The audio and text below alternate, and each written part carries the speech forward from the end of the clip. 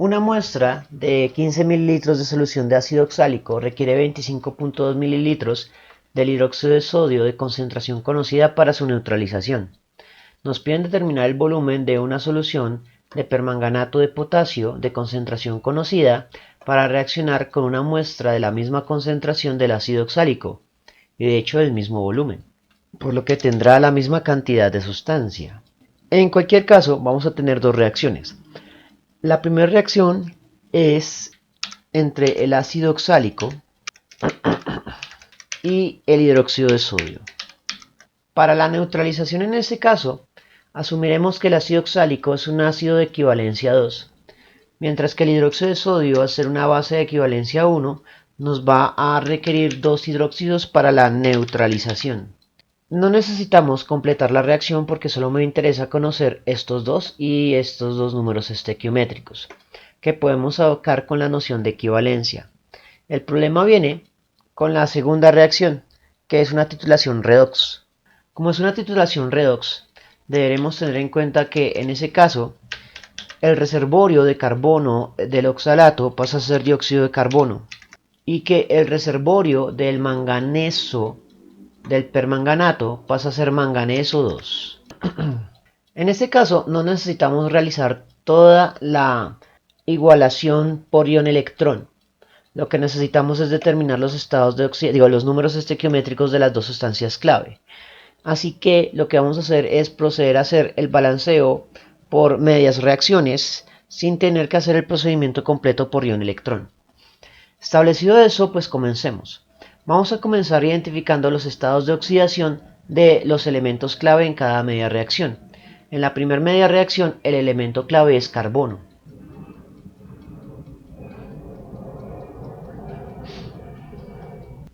El estado de oxidación de este carbono será: el oxígeno tiene menos 2, se repite 4 veces, es menos 8. A esos menos 8 les quitas 2 positivos y quedaría menos 6. Inviertes el signo, quedaría más 6. Y lo divides entre dos átomos de carbono, quedaría más 3.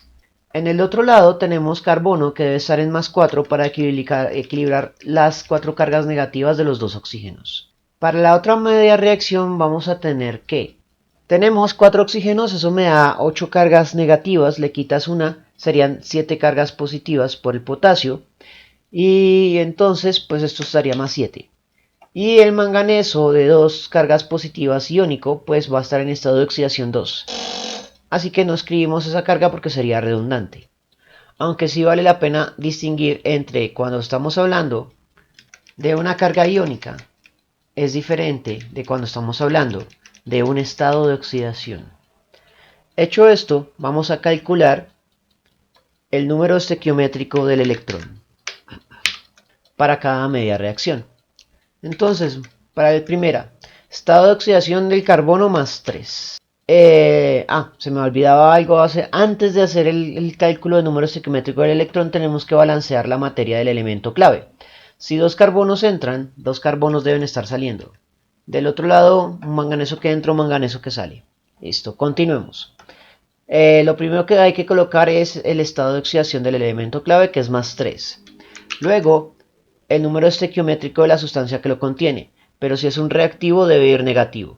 En este caso no hay nada, por lo tanto asumimos que es un 1, pero es un 1 reactivo, por lo tanto es negativo. Luego viene el subíndice, que en este caso es evidentemente un 2, que colocamos con positivo. Los signos son muy importantes en el cálculo del número estequiométrico del electrón, así que es importante colocarlos de manera explícita. Luego, más. El estado de oxidación del carbono del otro lado es más 4. El número estequiométrico es un 2 y es positivo porque es el de un producto. Y el subíndice es un 1 positivo que puedo ignorar. En este tipo de cálculos, los unos positivos es conveniente ignorarlos para simplicidad aritmética. Opera la aritmética y tendría: aquí nos va a salir un valor negativo, 2 por 3 es igual a 6. Aquí nos va a salir un valor positivo, 4 por 2 es igual a 8. El resultado de aquí son 2 positivo. Significaría que son 2 electrones productos. Por lo tanto, esto sería una oxidación. Pero eso no me importa. Lo que me importa es que aquí salen 2 equivalentes. Ahora vamos a hacer el mismo cálculo, pero para el manganeso. El estado de oxidación del manganeso es más 7. el número estequiométrico de la sustancia que lo contiene sería -1, y el subíndice del manganeso es un 1 positivo que puedo ignorar, más el estado de oxidación del otro manganeso es +2. El número estequiométrico es un 1 positivo y el subíndice es un 1 positivo. Ambos puedo ignorarlos. 7 por -1 es -7, más 2 sería -5. Por lo tanto, tendríamos 5 equivalentes de un lado, 2 equivalentes del otro. Así que multiplicamos por recíprocos. Eso nos permite escribir la fórmula de esta titulación de la siguiente manera. Bueno, tomo la de la primera que la voy a necesitar luego. Entonces, a la primera media reacción la tengo que multiplicar por 5. Significa que el ácido oxálico va a tener 5 de número estequiométrico. Y a la segunda media reacción la debo multiplicar por 2, que es su recíproco. Por lo tanto, el permanganato va a tener un número estequiométrico de 2, de forma tal que tengamos 10 equivalentes, que representan los 10 electrones perdidos en la oxidación y los 10 electrones capturados en la reducción. Una vez que ya tenemos los números estequiométricos necesarios para la neutralización redox, ya podemos comenzar a plantear las estequiometrías. Vamos a necesitar nuevamente copiar los datos clave al realizar cada procedimiento. Vamos a resolver esto por dos técnicas: teoremas de álgebra y factor de conversión químico. Entonces, lo primero que voy a hacer es determinar la concentración molar del ácido oxálico. Para ello, en una titulación concentración-volumen a concentración-volumen, el procedimiento implica escribir primero el volumen del dato, es decir, el volumen de la sustancia de la cual conocemos todo, que es el hidróxido de sodio. Así que comenzamos escribiendo el 25.2 mililitros, solución NaOH, de forma tal que tengamos un valor, una unidad de medida y una identidad de sustancia. Tomamos el valor en mililitros y le asignamos la unidad teórica, y multiplicando los milimoles del hidróxido de sodio. A los milimoles les vamos a asignar el valor de concentración molar reportado para el hidróxido de sodio, 0.149. Una vez que ya tenemos los milimoles, podemos plantear la relación del ratio estequiométrico entre milimoles del hidróxido de sodio y los milimoles del oxalato o ácido oxálico. Entonces, como la fórmula molecular del ácido oxálico es larga, voy a llamarlo simplemente AOXA o AOX, ácido oxálico. Y a esos milimoles vamos a asignar los valores de los números estequiométricos, que sería un 1 para el ácido oxálico y un 2 para el hidróxido de sodio. Posteriormente, lo que voy a hacer es que, como ya tengo los milimoles del ácido oxálico, voy a dividir entre el volumen para tener la concentración. Pero este no es un paso necesario.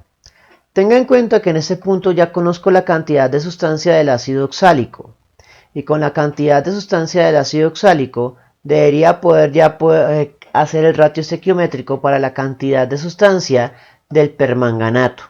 Entonces, lo que seguiría es ignorar estos 15 mililitros, ya que son iguales.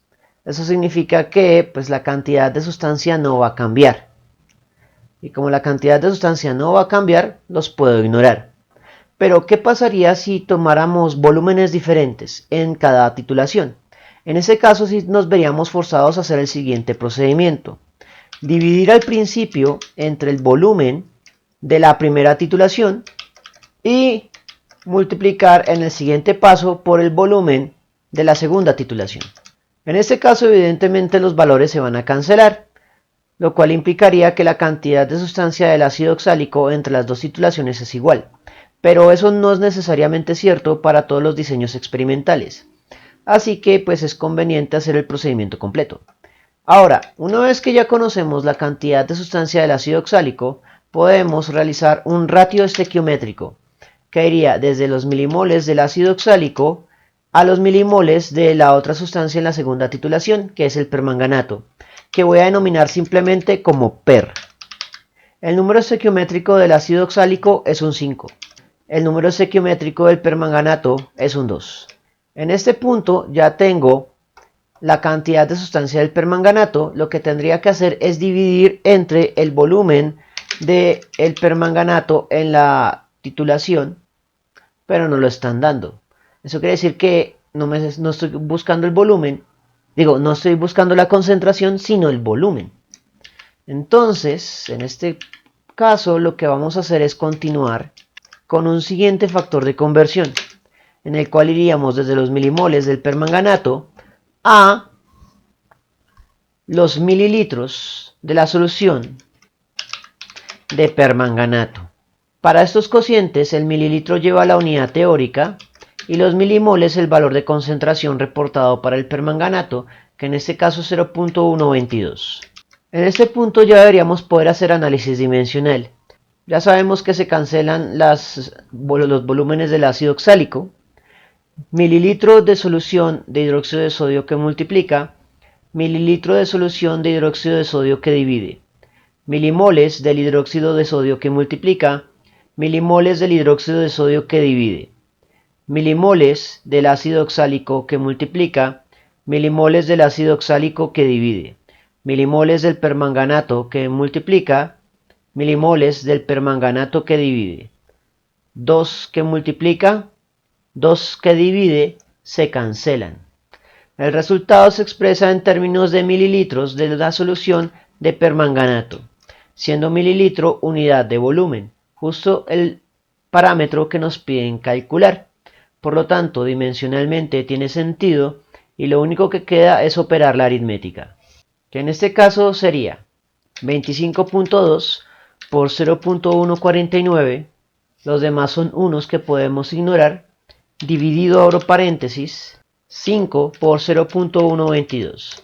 El resultado a tres cifras significativas es 6.16 mililitros de la solución del permanganato. Ahora vamos a ver cómo se resuelve este mismo escenario, pero por teoremas de álgebra. Vamos a tener que invocar dos teoremas de doble concentración volumen.